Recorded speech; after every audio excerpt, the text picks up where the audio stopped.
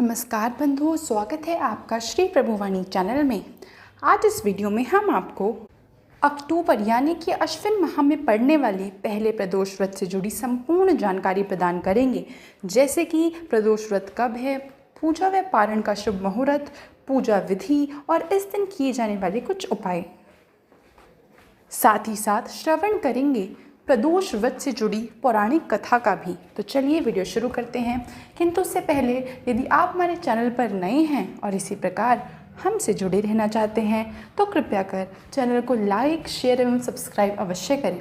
साथ ही साथ जो बेल आइकन दिया गया है उसे भी प्रेस कर दीजिए, जिससे कि हमारे चैनल पर जो भी वीडियो डले उसकी नोटिफिकेशन आप तक पहुँचे सबसे जल्द। बंधुओं, जैसा कि आप जानते होंगे कि प्रदोष व्रत त्रयोदशी तिथि को रखा जाता है और इस कारण से प्रत्येक माह में 2 प्रदोष व्रत आते हैं। अश्विन माह कृष्ण पक्ष की त्रयोदशी तिथि को प्रदोष व्रत रखा जाएगा। बता दें कि यह व्रत भगवान शिव को समर्पित है और शास्त्रों के अनुसार त्रयोदशी के दिन भगवान शिव की उपासना प्रदोष काल में करने से सभी मनोकामनाएं पूरी होती हैं। बंधुओं, क्योंकि इस बार अश्विन कृष्ण त्रयोदशी बुधवार को पड़ेगी, इस कारण से इसे बुध प्रदोष व्रत के नाम से जाना जाएगा। मान्यता है कि बुध प्रदोष सुखों में वृद्धि करने वाला होता है।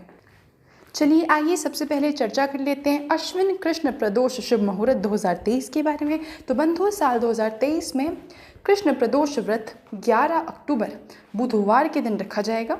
बता दें कि प्रदोष काल पूजा का शुभ मुहूर्त होगा 11 अक्टूबर सायंकाल 5:56 से रात्रि 8:25 तक, क्योंकि प्रदोष व्रत की पूजा प्रदोष काल यानी कि शाम के बाद और रात्रि से पहले का जो समय होता है उस दौरान रखी जाती है।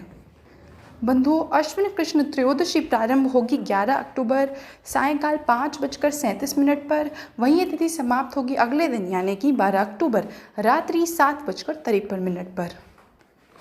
चलिए आइए अब हम चर्चा कर लेते हैं प्रदोष व्रत पूजा विधि के बारे में। तो बंधु, प्रदोष व्रत के दिन सुबह स्नान के बाद आप व्रत का संकल्प लेकर समस्त शिव परिवार का पूजन करें।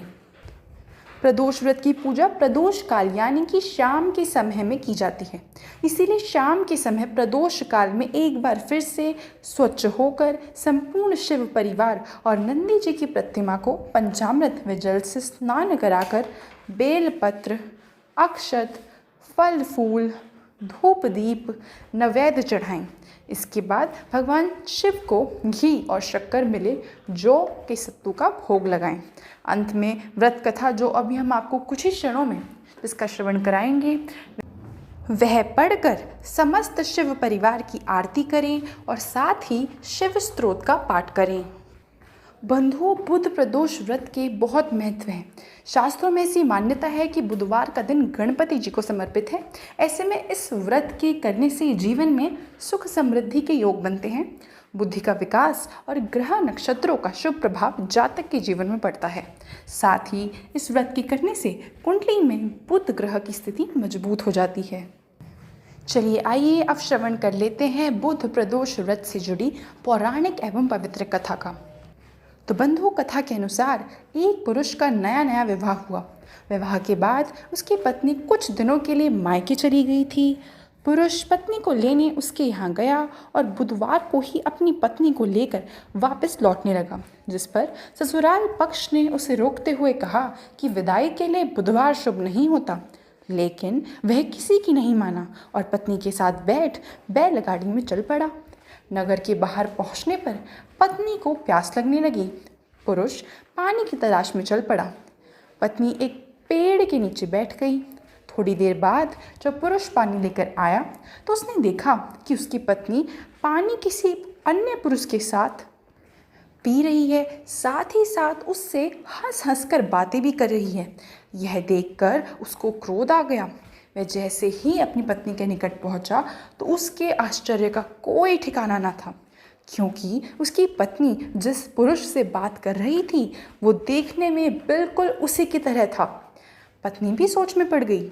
दोनों पुरुष झगड़ने लगे। धीरे धीरे वहाँ भीड़ एकत्रित हो गई और राजा के सिपाही भी आ गए।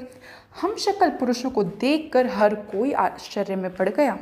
उन्होंने उस स्त्री से पूछा कि तुम्हारा पति कौन है।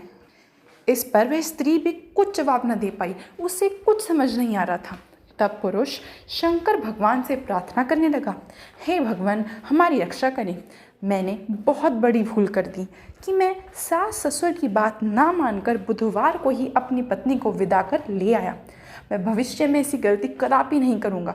कृपया कर मुझे माफ़ करें। जैसे ही उसकी प्रार्थना पूरी हुई, दूसरा पुरुष अंतर्ध्यान हो गया और पति पत्नी सकुशल घर पहुंच गए। उस दिन के बाद से पति पत्नी नियम पूर्वक बुध प्रदोष का व्रत करने लगे। अतः बुध त्रयोदशी व्रत हर मनुष्य को करना चाहिए। तो यह थी बंधुओं आगामी बुध प्रदोष व्रत से जुड़ी संपूर्ण जानकारी। आशा करती हूँ वीडियो आपको काफ़ी अच्छी लगी होगी। वीडियो देखने के लिए आपका बहुत बहुत आभार।